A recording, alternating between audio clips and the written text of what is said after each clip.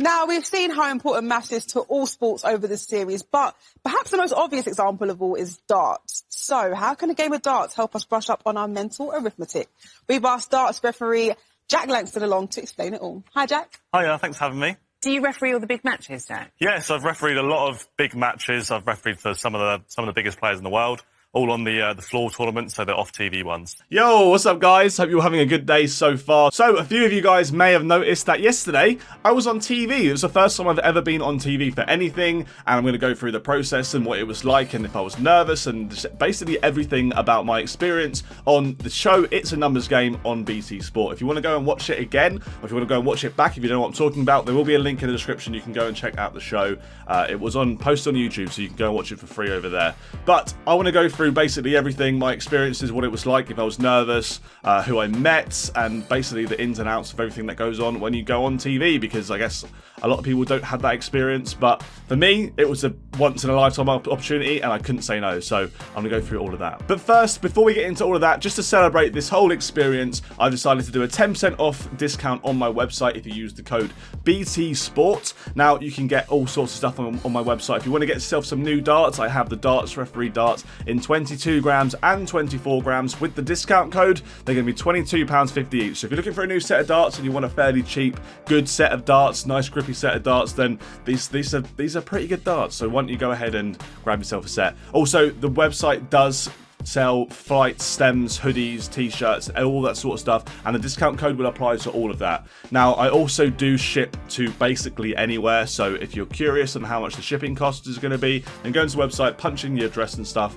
and it will tell you how much it's going to cost for shipping. Also, with every order, you'll get a few stickers, you'll get a signed The Darts Referee card, and you'll also get one of my little business cards as well. So why not get yourself a new set of darts and some extra bits as well while you're there. So, anyway, let's get back into the video. So I think one obvious thing is that the Darts Referee YouTube channel is the reason why I managed to get myself onto this TV show. The producers, or a few of the producers, had seen my content on YouTube and decided to reach out to me and say, hey, look, we're doing a show about numbers and about sports and stuff, and darts is a good pick. So would you like to come and be our darts expert, which is very, very nice to be called a darts expert. And yeah, so it was a once-in-a-lifetime opportunity. I couldn't say no, and I just had to go ahead and do it. So straight away, as soon as we were confirmed, and as soon as it was going ahead, I was quite nervous. I was a little bit nervous. I wasn't majorly nervous, but I thought, you know, this is something that is completely out of my comfort zone. When I make videos at home, it is me in my room on my own with my one camera and my one microphone, and if I make mistakes, I just say it again and I start again, and it's pretty simple. No one sees the bits that I do wrong when it comes to YouTube, but we got there and I get shown around the building. It's a huge building in Stratford, and I get taken into the studio, which is massive. There's so much stuff going on. There is like big cameras everywhere, there's people walking around, everyone's got their little headsets on, and there's a green room and there's a producer's room, and everyone can see everything and everyone can hear everyone, and it's a little bit different to what I have ever experienced in my entire life. So like I said, when I make mistakes at home, they're just mistakes and I just redo them and no one sees it. But in this situation, I've got 7 or 8 cameras on me, I've got people operating every camera, there are 4 hosts with me as well, who were Dr. Hannah Fry, Pippa Monique, Hugo Monnier, and Andrew Mensa, who are some extremely talented people, by the way. Shout out to them for just carrying me through the show, which I'm very, very appreciative of. And there's sound guys, there's producers, there's like a room full of maybe like 30 people who are all watching me talk and making sure that the whole thing runs smoothly. So when we were recording, there were a few times where I made mistakes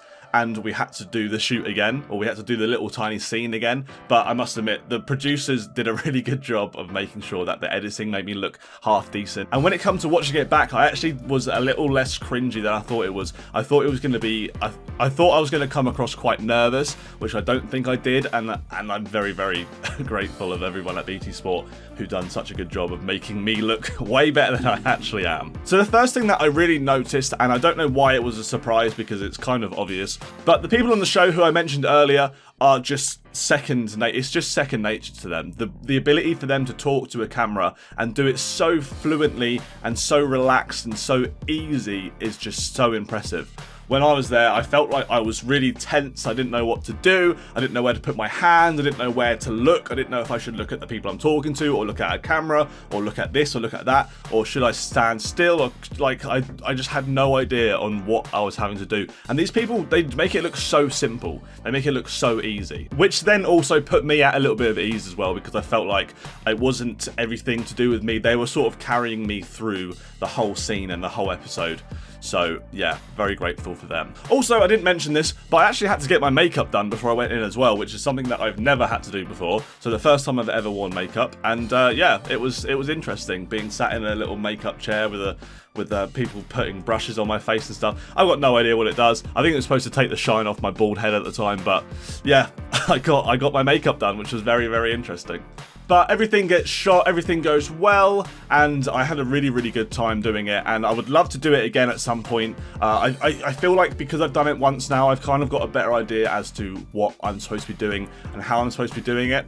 The first time was extremely new to me. It was completely weird. It was something that I'm not used to, even though I do this in front of literally millions of people. But one thing that I was absolutely gutted about was the fact that Joe Cole was supposed to be on this show. Now, if you were born in the 90s and you were a West Ham supporter, you probably grew up with Joe Cole being one of your top 3 favourite football players of all time. So I was gutted that I didn't get to meet Joe Cole. He was like my favourite player growing up. But we recorded the episode the day after the European Super League thing had just kicked off. So I guess Joe was probably busy doing some other BT Sport things about that football stuff. But he was supposed to be on the show, and it wasn't until the day that he cancelled. So I was gutted that I never got to meet Joe Cole. But maybe one day we'll get another chance. But all in all, guys, it was a really, really fun experience. I'm super happy that I got to do it. So thank you very much to BT Sport and everyone involved who even give me the opportunity to do it. So I'm going to take away everything that I've learned from this experience and try my best that the next time, if it ever does happen again, I can be a little bit more relaxed and a little bit more calm and understand that